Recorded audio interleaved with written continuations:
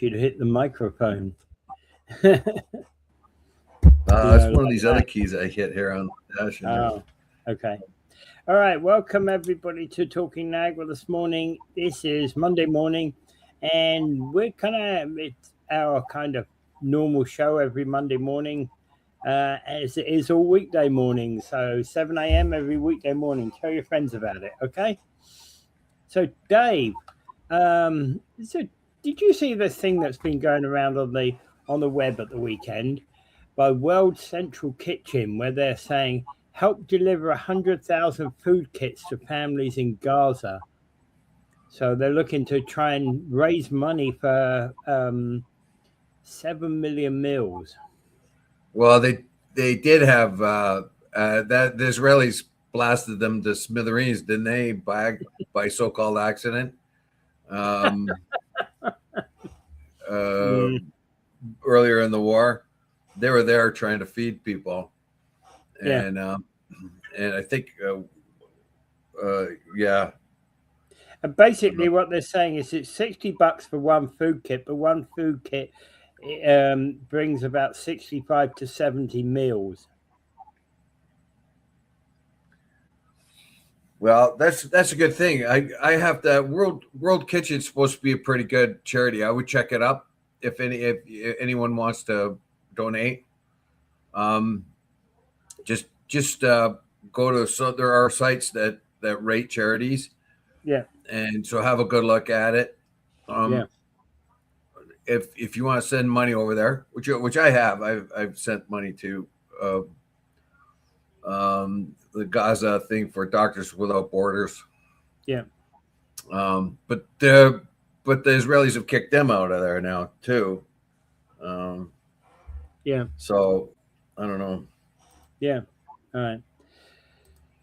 Okay. All right. 7 Yeah. So you gotta be like Road Central Kitchen is supposed to be a pretty good one. So I would, I think it is. So just have a quick look at it if you want to send money there. My big issue is, will Israelis let the money in? Will Israelis let anyone do anything with the money? Yeah. That's the part I have. They are still a brutal, crushing oppressor in the area. So, but I would think things aren't going to get any better soon, because 8 police cops, Israeli police, got killed by some insurgent in Gaza. So that'll give the Israelis excuse to kill another 800. Oh, 8 policemen get killed. Well, we better kill 800. Doesn't matter who. We'll just kill them. Yeah. All right. Okay. So is this Bob Gale affair a disheartening lack of judgment, or a complete distraction from what's going on in the region? Well, unfortunately, that particular book has Mein Kampf has such a power of rage attached to it, that emotion, that people cannot judge that for what it is. You have the local Jewish community there very, very upset that a guy would even consider buying a bit of natural Nazi paraphernalia, memorabilia. Now, Bob Gale made money on that. He, if you want to look at it just as a business proposition, he found that he bought it. He had it appraised. Now it's worth more than he bought it for after the appraiser. I think he bought it for $7,000 or something, and then it's appraised at 16. So he's made money on it. But the fact that it's Mein Kampf and it's written by Hitler and it's actually got Hitler's signature in it means that it is verboten. You shouldn't touch it, look at it, nothing. You should just burn it. I'm of the opposite opinion, of course. That's a piece of memorabilia, historical memorabilia. You would not do that to, and I can understand the local Jewish community like feeling upset about that. Yeah. And they're not in a position where they could think of this logically either. This is a very passionate thing. I mean, there's a guy that put 6 million of them in death camps and killed 6 million of them. Oh, yeah. which is a huge proportion of the Jewish population at the time in the world. Oh yeah. I mean, I think it's only about 15 or 16 million as we speak. So imagine 6 million at that time being, liquidated like that, and in most horrible and torturous circumstances as well. Yeah. And so when they think of Mein Kampf or anything to do with Hitler, of course, it's very raw, and there are people. I can't but help it think it's a major distraction, right? It was a way to try and underhandedly attack what Bob Gale put forward some suggestions, and hey, say what you want about said suggestions for a change in municipal government. He's a right to suggest them. You've a right to disagree with them, right? We all have a right to our own opinion in those regards. And, I think it's a distraction.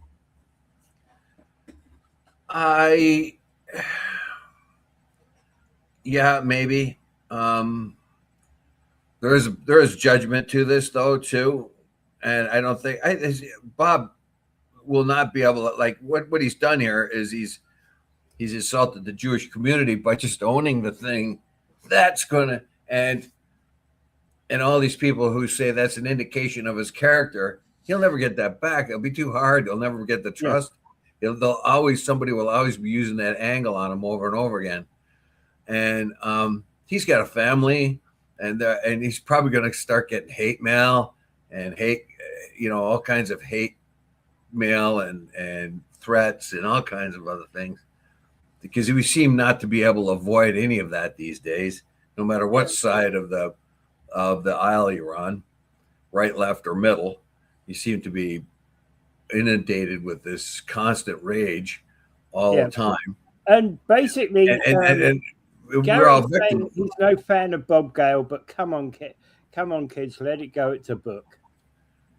It's a book. It's a historical archive. It should be studied. It should be, well, not that particular one maybe, but that particular one has Adolf Hitler's signature in it, which is kind of creepy, but yeah, but he gave them out. He gave them out at one point, to kind of newly fledged members of the Nazi Party. Oh yeah, that was probably an honor to have a signed copy of them. But there were so many of them out there. We have them in our own public libraries and that. And the reason why it's there, and I'll repeat that too, is because we believe in intellectual freedom here. And I'm very sure the librarians in town here have complete faith in the person that picks that book off the shelf and reads it. And if you can read it, I tried once before. I said it was it's a very poorly written book. Yeah. So you actually went out and got the book and tried to read it. So you must be an anti-Semite. How dare you go and get some anti-Semitic and horrible literature like that? That must mean you are leaning towards anti-Semitism. No. Right. Now, I'm sure that the local rabbi here may be very disappointed in you even going to the library and trying to get that. I didn't go to the library. I went to Foyle's bookstore for 3 or 4 days in a row. And every time I kind of kept going back and saying, hey, I'm going to try and read through this. Maybe the first 3 or 4 pages were junk. Maybe there's something, maybe how he explains himself was poor at the beginning, but maybe he is more expressive as he goes along. But it didn't improve. No, I got the same thing. I found it unreadable. Yeah, totally unreadable. And a lot of that is probably to do with the translation. No, it's a bad book.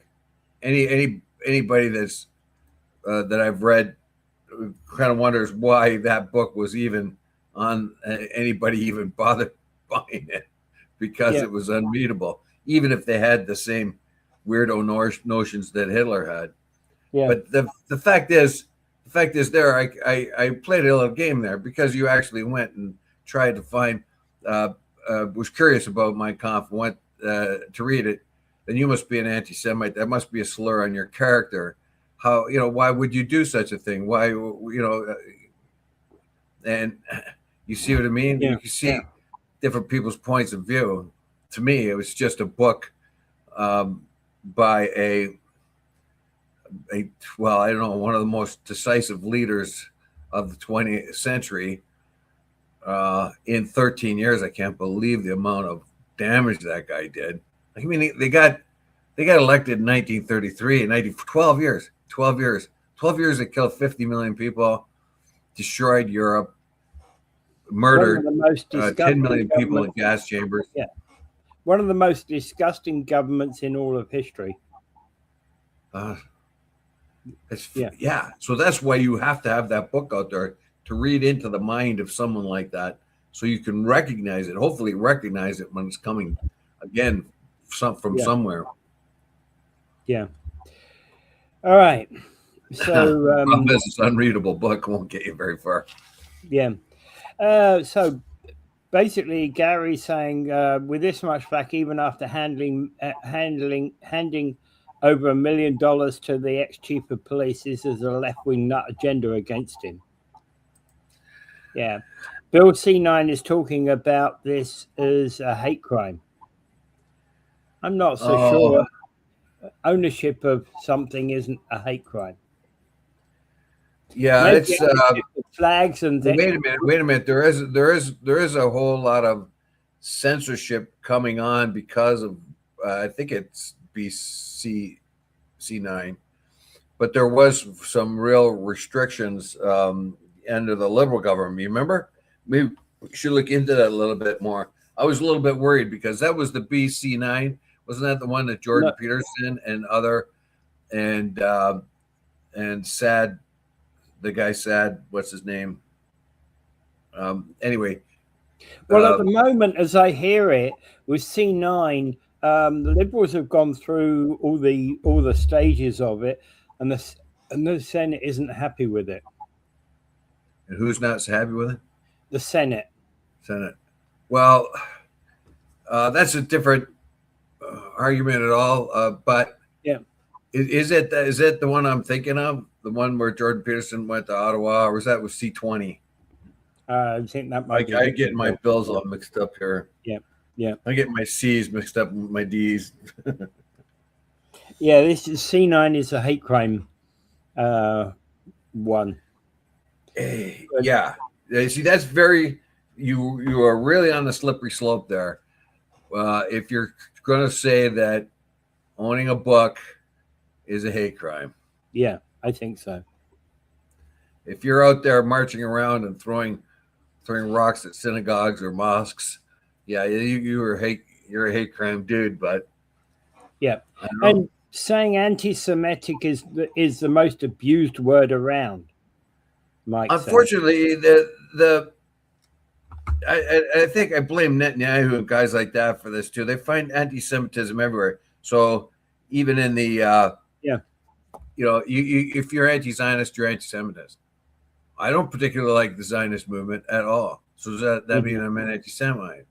You see, they group a lot of stuff in that. When they had a big debate, a monk debate, I watched a monk debate, and it was two Jewish ladies on one side of the debate, and a Muslim and a Jewish guy on the other side of the debate.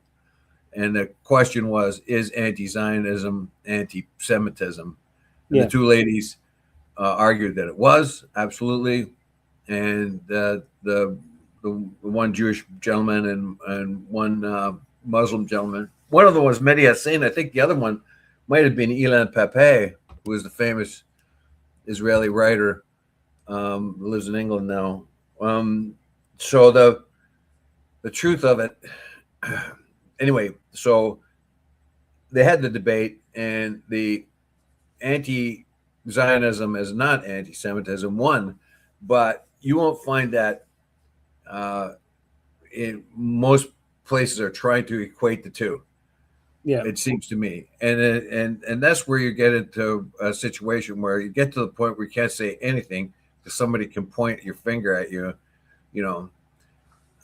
geez, like what about the guys who came back from the war with war memorabilia? You know what I mean?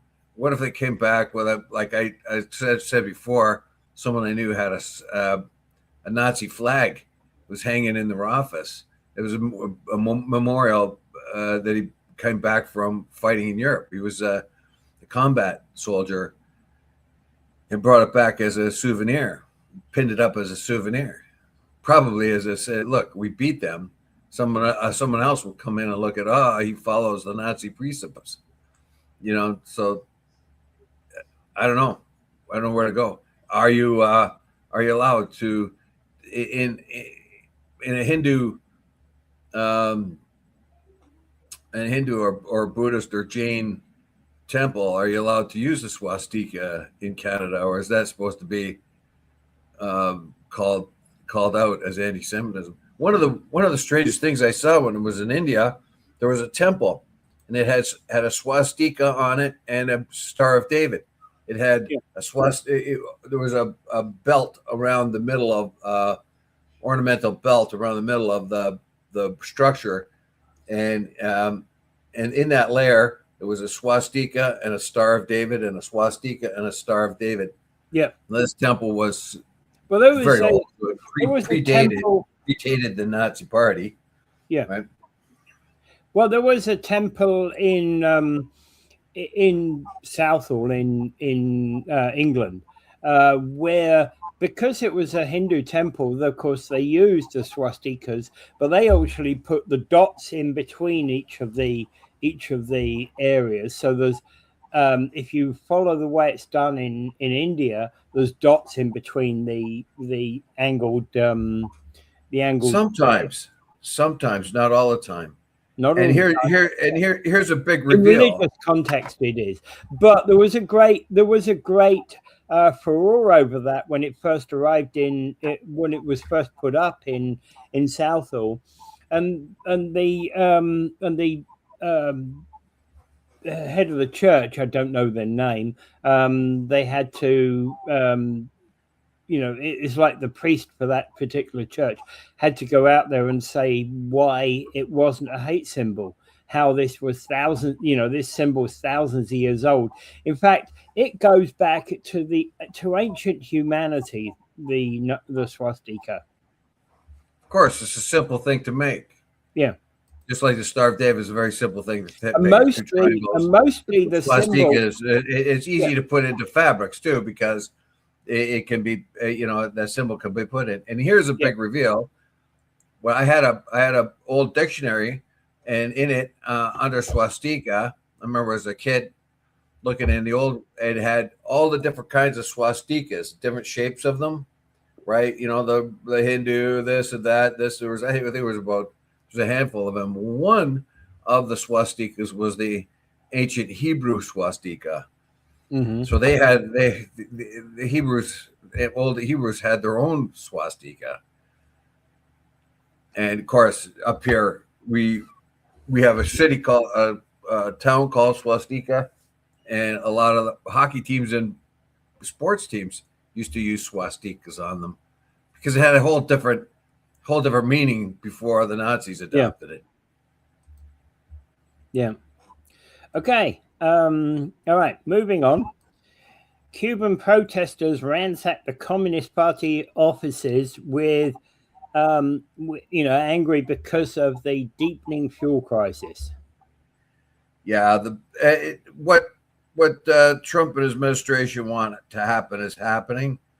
Unfortunately, I hope the people of now, typically when you put sanctions on something, what you want to do is irritate the people with lack of food or fuel in this particular case, or in Iran it was more like lack of opportunity and lack of goods and so on.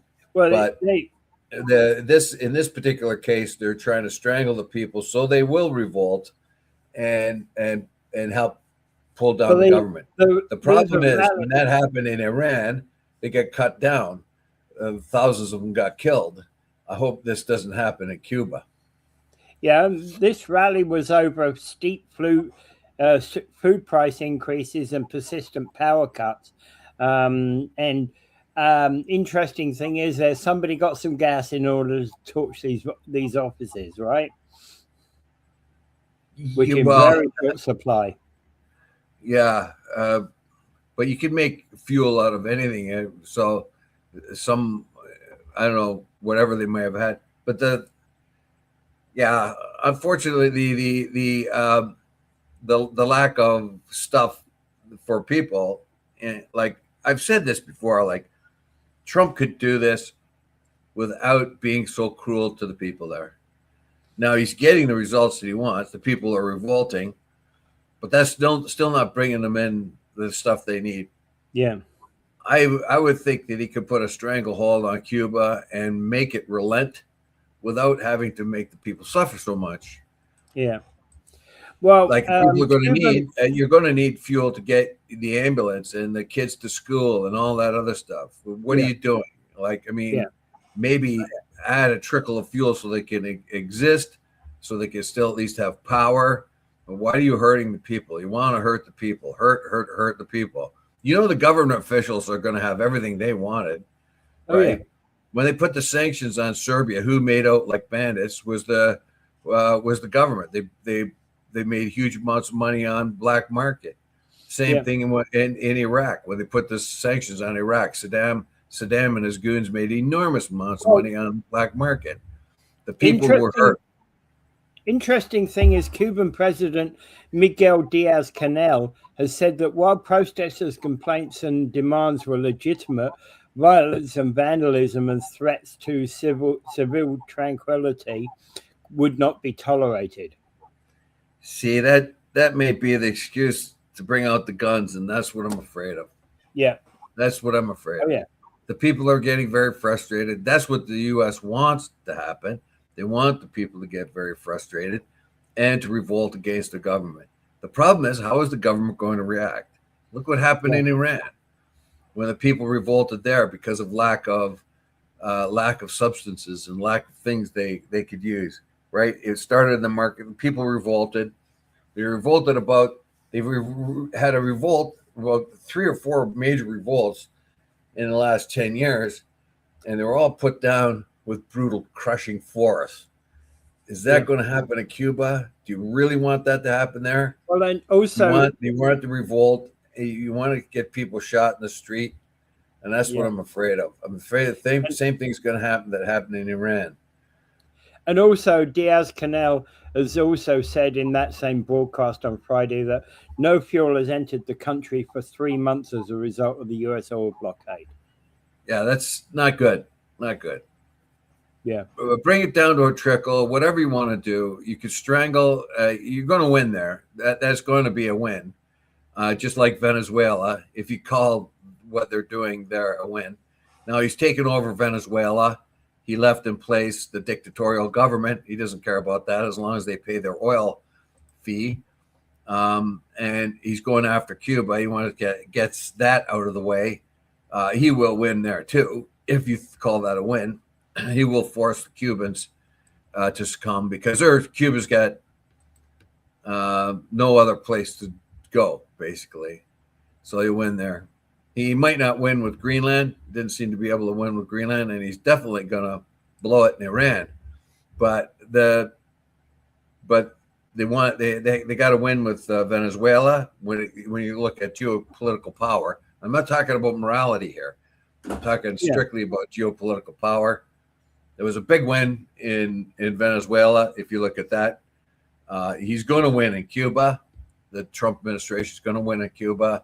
They're going to fail miserably in Iran, and I don't think he's going to get his teeth into Greenland. But anyway, although they're beginning to raid drug storages or drug operations in Ecuador. Was it Ecuador? They were doing the hub anyway. So the peace president is so peaceful. Like as far as Cuba, though, I'll say this: do not hurt the people that badly. Do not. Yeah. You could take over, let them have as much oil and gas it needs to have some power, and get the kids to school on a bus. Let have some cooking on gas, anything, do not be that hard on the people. You're going to be able to convert the government soon enough, and let's try to do this non-violently for a change. Mm-hmm. All right. And Rick's asking what's going on in Mexico. I don't know. I didn't see anything about Mexico lately. Did I miss something? Well, I've seen that they've been having talks, but that's about it. Well, the Mexicans. And Mexico. Are you talking about the drugs? Well, in Mexico, the problem. I don't know. I noticed that Scheinbaum was having talks, but I really skipped past that because of the fact that there were so many other things going on. He's talking about drugs. Yeah. That's not going to end. That's not going to end anytime soon. The criminal gangs there have extraordinary power. They've built up a lot of power. They almost got their own armies and their own police forces and stuff like that. Scheinbaum was talking about a quiet peace between the drug cartel because they had a war, and the way I read it now, I think I'm remembering this right, that the federales actually went to kind of war against the drug cartels. There was 30,000 people killed in that, and we have to remember how many. I think there was 40 politicians in Mexico that were killed by the cartel when they're trying to get into office. So they were assassinated. I think it's something like 40 of them in the recent years. Mm-hmm. The drug cartels are incredibly powerful. We don't know how much connection they have on our side of the border or the U.S. side of the border, because if you follow the money, it goes into some pretty interesting places. Yeah, we saw how drug cartel money flowed through HRBC banking. And, what? Hong Kong Shanghai Banking Corporation, HSBC. Yeah, and I think it was Barclays too is the other one, but it didn't really matter because every bank was doing the same thing. They were making lots of money, sort of looking the other way with drug flow and terrorist flow of money, cash. So you can't trust the banks on this one, and you don't know that's big money. And when you get big money like that, you have big power, and you don't know where the money is. And I mentioned on the show before how people like Delano, who was related to Delano Roosevelt, Forbes. They made big money on the opium trade in China. There's a guy by the name of David Sassoon who worked for the Brits who made huge amounts of money for and these were thought to be cream of the crop citizens. They put out a lot of money into charitable things, but that money was coming from the opium trade. Yeah, and I don't know. Okay. I don't know where the money is, and if you follow the money, I think you'll find surprising places. I think that the drug trade could be put to bed rather quickly if we can find out who's making money off this, other than those directly involved in the manufacture and distribution. Yeah. What happens to the money after that when it becomes laundered? Yeah. All right. Oh, okay. All right. Ford is ending funding for remaining supervised consumption sites. Is that a good thing or a bad thing? I can't help but think this is a very bad thing. All right. I'm not. Don't want to encourage drug use or anything, but at least having safe consumption sites helps people who are in that situation have somewhere to go. Would you want one beside your house? That there becomes the crux of the question, doesn't it? Yeah. So everybody's going to say no to that. But I would say that Yeah. And the trouble is, it's like I wouldn't think it would be appropriate, even let's say next to the store on Bridge Street, close to me. But then and as soon as I say this, there's a whole other set of people are going to be wrong against it. But might be appropriate to have one on Queen Street. And there you go, right? So I've just annoyed the people on Queen Street by saying that, right? Well, yeah. So where are you going to put it? And that was Doug And Ford's that's part of point. the problem. Yeah. Yeah, that is what he said.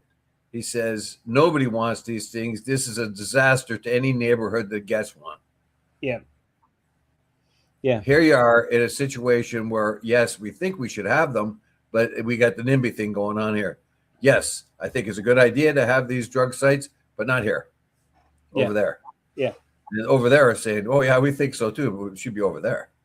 Yeah. Yeah. That's the biggest problem I could see.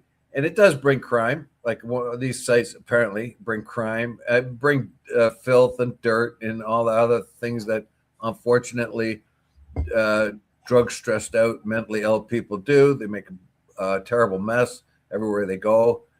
I guess in San Francisco, the situation is so bad that they have a special app that reveals the places where there's a large amount of fecal matter because people just doing the business all over this on the street. And they actually have a map.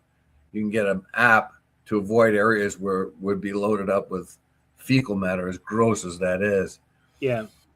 So do you really want encourage the mentally ill and drug addicted into your neighborhood to come to these sites? On the other hand, you need them. What are we going to do with these people? We've got to give them some kind of chance to rehabilitate. But what are the success rates of rehabilitation? They never tell you that, do they?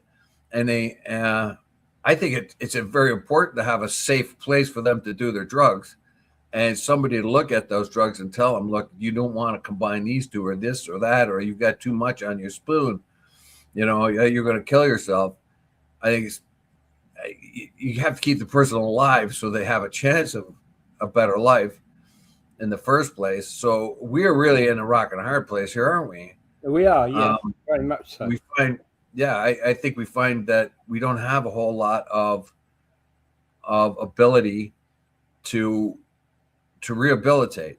But on the other hand, what are we going to do with people who are in this desperate situation? Yeah.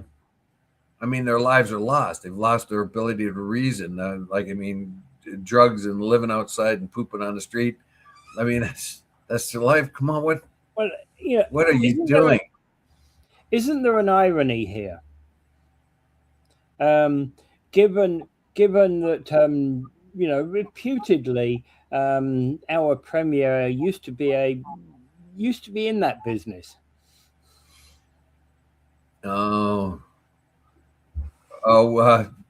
Yeah, we sell pot maybe or hash. I don't think he did anything more than that, and even that's questionable. Yeah. Well, look what happened to his brother. He doesn't do any drugs at all, or I don't even think he drinks, Doug Ford, now. But I think he saw what happened to his brother. He does not drink, and he doesn't imbibe in anything. He's a complete teetotaler. Yes. Yeah, there you go.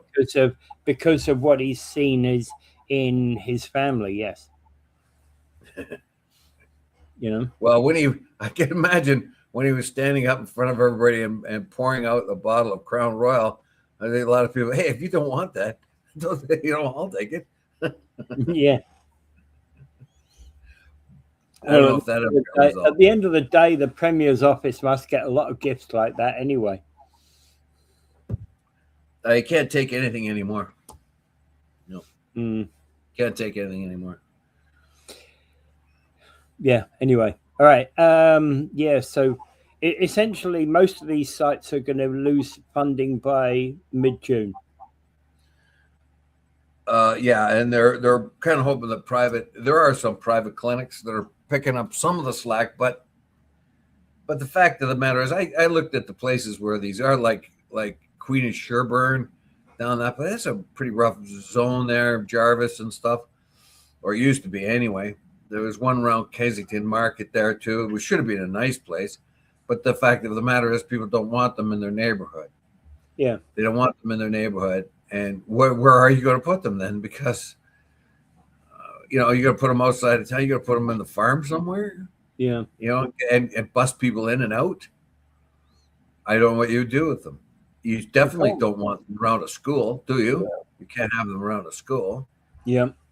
You don't know. And it's another one of those sort of things, as you say, not in my backyard, Yeah, I think some old industrial land or something. If you can put it in industrial land someplace, that would be okay. But there's not that much industrial land left in Toronto. Yeah, but you pointed it out in respect of, talking about it in my neighborhood, because if there was one in my area, I'd be saying it's wrong because it would be encouraging drug addicts to be coming into my area, whereas what I was saying was I was trying to look for an area where I know there are a number of drug addicts out there. For example, there's a lot that hang around the Tims opposite the library. Yeah, all kinds of them there. Yeah. Well, so a safe thing there, I think most people would believe would be a good thing. I'm afraid if you ask, every once in a while you're going to get a person to say, "Would you want a safe drug zone here in your neighborhood?" Every once in a while you're going to get the guy. Well, it depends on what drugs they got, But that's neither here nor there. That is a thing that we're going to find. We are slowly beginning to think of the mentally ill and the drug addicted as the offscourings of society. They are.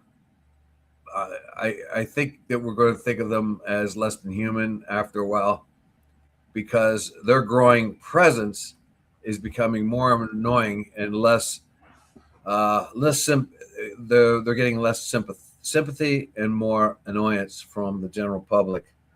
Yeah. And what Mike is saying here, we need dry out clinics, not safe injection sites. That I would tend to agree with. Well, yeah, they're at the safe injection sites. They're trying to direct them to rehabilitation of some kind. The safe injection sites, I think, are important. I really do think they're important because somebody can review and look at those drugs and make sure, and whoever does the drugs can be safe. And if something happens, they can get the medics there, paramedics there, whatever. Somebody can review their drugs and say, look, you shouldn't take this one, or your dose is too high, something like that. And I think that's essential, because you have to keep the person alive. In order for the person to be able to go to the dry out clinic and be rehabilitated, they have to be alive or not turned into a vegetable because they took too much of a dose. I know a guy who fell off the wagon, the heroin wagon. Him and a buddy that did the same thing thought they would have a little party, kind of a one-timer. Of course, they took too much, and the one guy died, and the person that I knew was a vegetative state, semi-vegetative state for the rest of his life. Okay, so we've had some areas. There've been some areas where there's been big problems. That's for sure. We talked about it was not. I talked about my office here in downtown St. Catharines being a problem area, and Ricky mentioned that you get all kinds coming to our office. Not anymore, Ricky. Actually, the areas actually has been cleaned up a little bit. Right. Yeah. Police are moving them on. So I just to sort of wrap up on this, I don't think there's much more we could say on it, is that what do we do? And that is the same thing with the homeless, same thing with the drug addicted, same thing with the mentally ill. What do we do with them? They're very, very expensive, and a growing part of the community. And there doesn't seem to be a way out. The rehabilitation rates are very, very low. And the resources are being dried up. Like this is a particular case where the Ford government just doesn't think it's worth it. Yeah. All right. Moving on. The province plans to buy 205 kilometers of railway to boost the Ontario Northlander service. I was very excited about this. They're going to get from North Bay all the way up to Cochrane, and there's a little spur off there too, to one of the towns near Cochrane. I think it's a great thing. I was disheartened some years ago when they started shutting down these lines up there. Yeah. Some of the lines that go all the way up to Cochrane and stuff like that are lines where you could actually, at one time, you just stand by the track and kind of wave, and the train comes to a halt and you jump on and so on. It was essential. It was essential transportation for the people up there. Yeah. You're not going to be able to open up the Ring of Fire unless you get a rail line up there anyway. And the fact that they were closing them down more and more, and the people, especially even north of Cochrane, I think there was a line north from Cochrane, even farther north. They shut that one down too. And it's just because it was too expensive to run. Now the province has turned it around, bought up the track, put investment into it, open up that part of the territory there. That is a very positive thing in my mind. It's going to open up that area.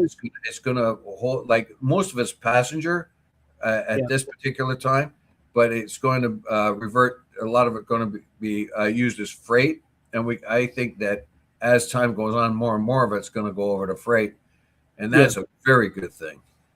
Yeah, one of the things that this is only going to Cochrane, so it isn't going further north than Cochrane.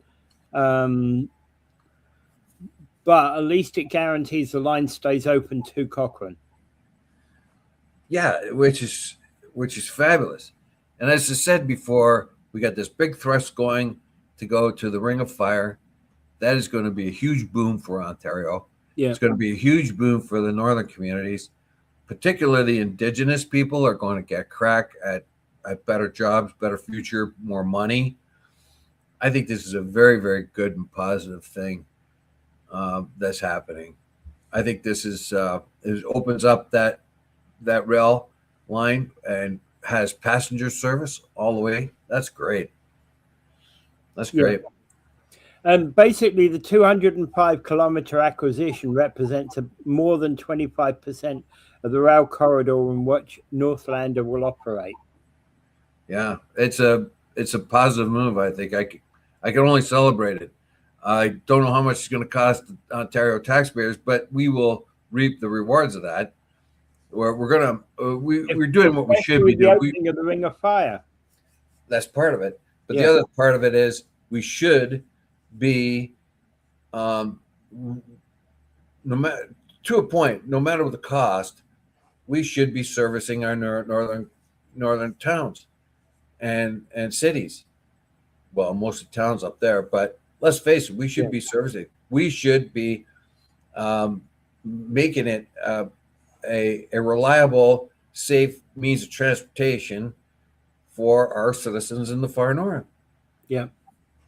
I mean, they used to be connected with rail, and then when rail became less profitable, they go away and they get stranded up there, less and less. And then, of course, what do? People then, northern folk, then have to come more south to find work or whatever. Yeah. You want to open the north. You don't want to close it. Yeah. Yeah. So I think that's a positive thing for us. Okay. See what. Very positive. Very positive. Right. Okay. Building all those apartments. Yeah. Okay. But,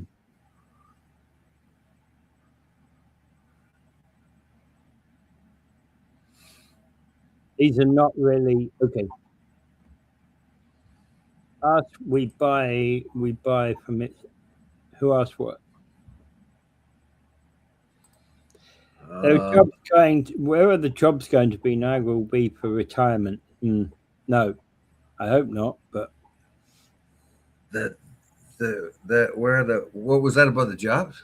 where are the jobs going to be? Niagara will be for retirement because Yeah, okay, yeah, I see what you mean. Yeah, actually, it's funny. I know. I had a client who was working in the mines up north, and actually he lived in Hamilton, but he basically would go up for 2 weeks work and then come back for 2 weeks.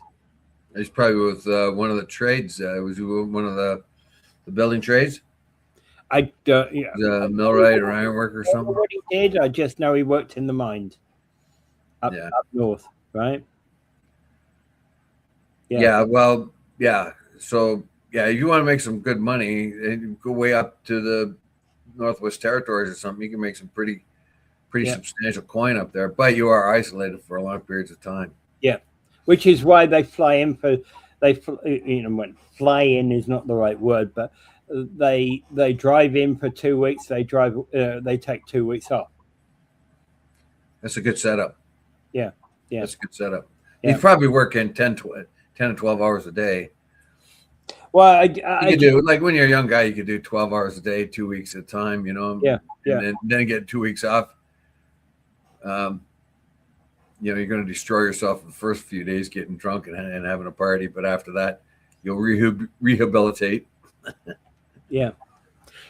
All right. Okay. Hamas calls for an end, and Iran to halt their attacks upon the Gulf, but then criticize the aggression upon Tehran by the West. Yeah, I didn't read this one. Hamas urges, what was that again? Hamas urges Iran to halt attacks on Gulf, yet slams aggression on Tehran. Of course, it's gonna. Of course, it's not going to agree with aggression on Tehran. Remember, this is a war of the U.S. and Israel's making. Yeah.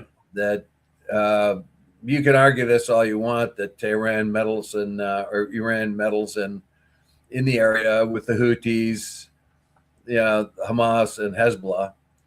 I will argue it had less to do with Hamas because they are not as ideologically linked with Hamas. It was more like an enemy of our enemy is our friend kind of thing. Yeah. But Hezbollah and the Houthis, they have religious affiliation with a little bit more because of the Shia Muslims in both those, in Syria, Lebanon, and in Yemen. Basically, Iran has never been able to trust the West, and not the other countries as well too. It's just not them. It's Iraq. It's Iraq can never trust the West. The Kurds either, because they're either sometimes used and sometimes their backs turned on them, on and off like that. They've been left hanging out to dry more than once in their history, so they don't particularly trust the West for now. They're friendly with the U.S. because it's supplying them with arms, but they know at any minute the U.S. could change their mind and go the other way. Yeah. That whole Iran-Iraq war that took 8 years and 1 million people died, the United States was selling arms to both sides to keep the thing going and make a lot more money off of it. We know about the Iran-Contra thing. Reagan tried to sneak some munitions into Iran and get the big payday to fund anti-communist insurgents in Central America. So it is a mess, and Iran is never going to trust the West. Neither are any other of those countries either. They're going to do what they need to do to survive. Yeah. They're not going to trust the West. They're not going to trust anyone. So we don't know how that is just going to get worse. Now, Hamas urging Iran to halt attacks on the Gulf. What they're trying to do is say, don't shoot our fellow Arabs, our fellow Muslims in the Gulf, because the Hamas has had support from those Gulf nations as well as from Iran. So what it sees is Iran attacking their ally in other forms. the problem with Iran is it has limited amounts of targets, and it will go after the oil infrastructure or the command. It sees these countries like Qatar and Bahrain and or the UAE and so on as places where the U.S. have military bases, so they're fair game. That's the way they look at it. You're putting U.S. military bases, and those military bases are flying jets into our country and bombing them, so we can bomb you then, if you want to do that. I don't know. It gets very, very complicated there. Iran, like I said, nobody trusts the West there. Everyone's very, very leery about the West, particularly the United States, but nobody trusts Iran either. Iran has enemies all over. Yeah. Like the Kurds aren't happy about the Iranians. The Azeris, not too happy. Pakistan and Iran went to war briefly last year. You remember that? Now Pakistan and Afghanistan are at war. Yeah. Neither the Pakistanis nor the Afghanis have too much love for Iran. They're a pretty isolated place. Yeah. So, and with all the fighting that is going on in that area, there's no peace in that area right now. Well, one of the biggest problems with Iran is it's a theocratic, authoritative state. Yeah. And its laws and everything are based on very fundamental views of Shia Islam. And the problem with that is it marginalizes women, it limits free speech and all that, and it kind of forces everybody to be religious and their interpretation of religion. And that sort of theocratic mindset, it's kind of like the same as the Crusaders in a way. Crusaders thought, okay, we got to go back to Jerusalem and take Jerusalem back for God. And they mobilized a lot of people and did a lot of damage and killed and murdered and slaughtered a whole lot of people along the way to get there. Well, Tehran thinks they're going to do the same thing. They're going to have this Islamic revolution, and they're going to push the bounds of Islam, Shia Islam in this particular case, beyond Iran and conquer the world, and it will be great for God. Well, that ain't going to happen, but they think it's going to happen, and that's part of their mindset. And Rick thinks that the price of gas will be $1.93 by Friday. It quite possibly can. At this particular time, the U.S. has had no ability to keep the straits open. Yeah. At all. They are reluctant to use their Navy to go into that firing zone.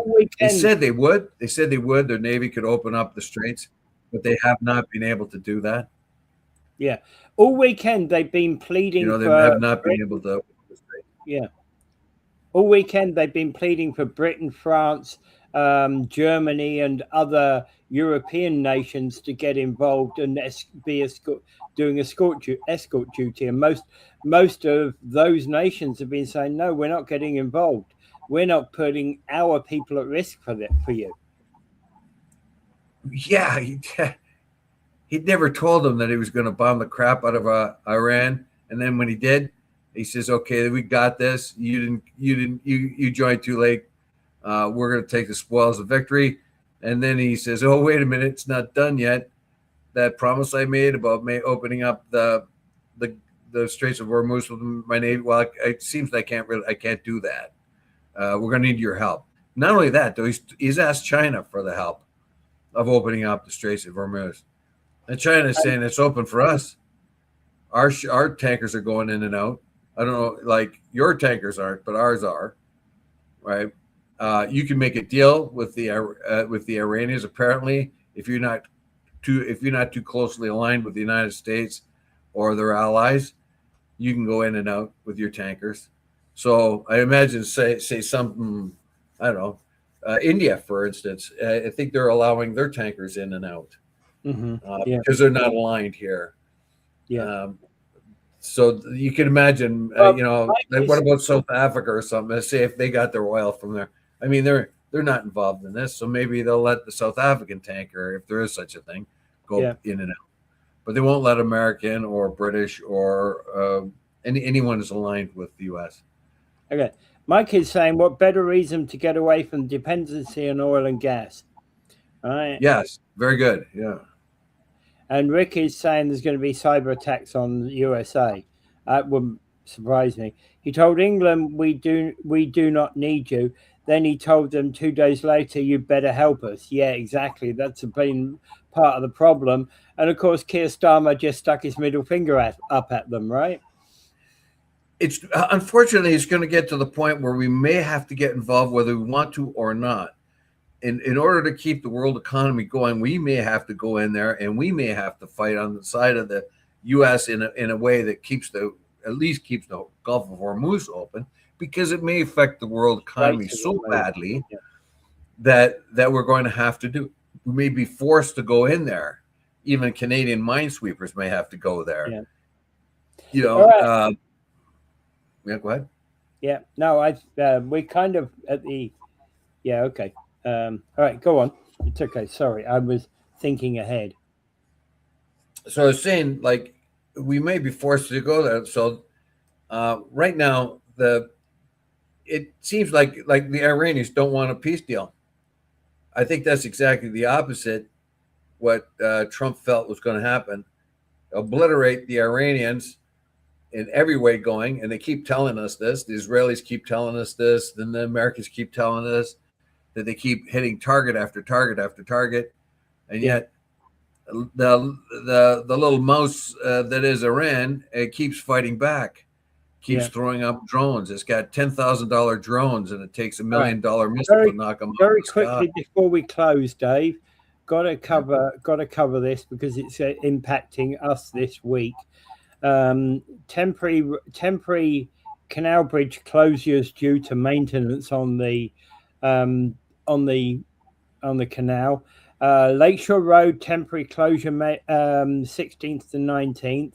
Carlton Street Bridge scheduled for maintenance closures with full restriction earlier in the season and partial closures continuing throughout March.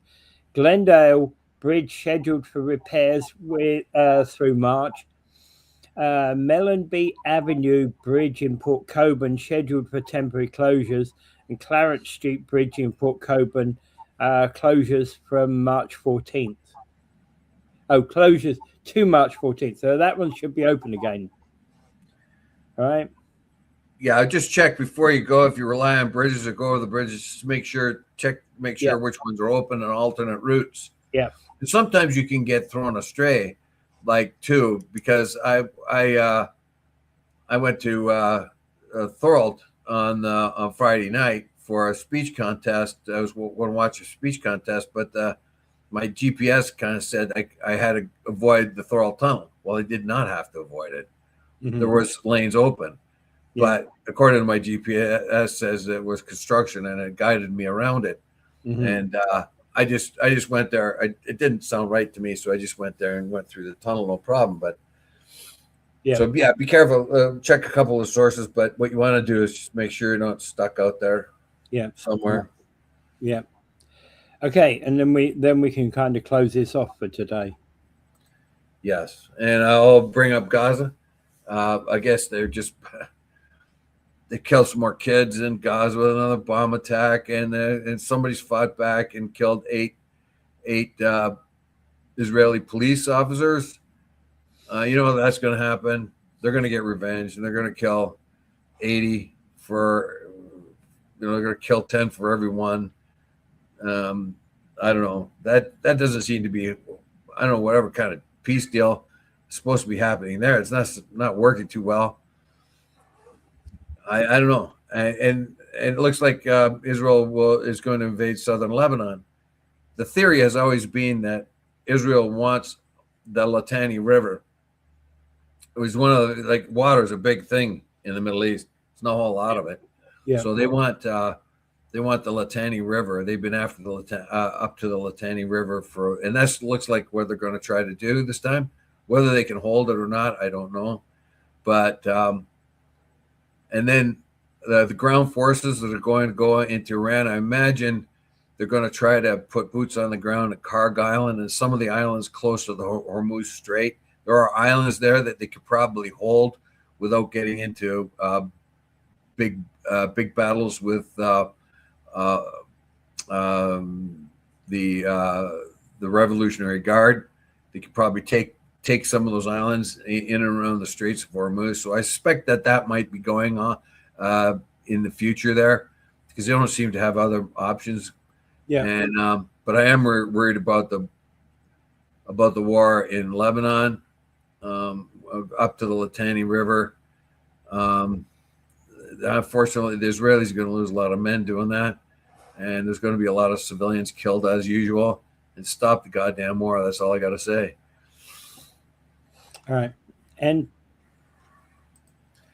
without further ado, I bid you adieu.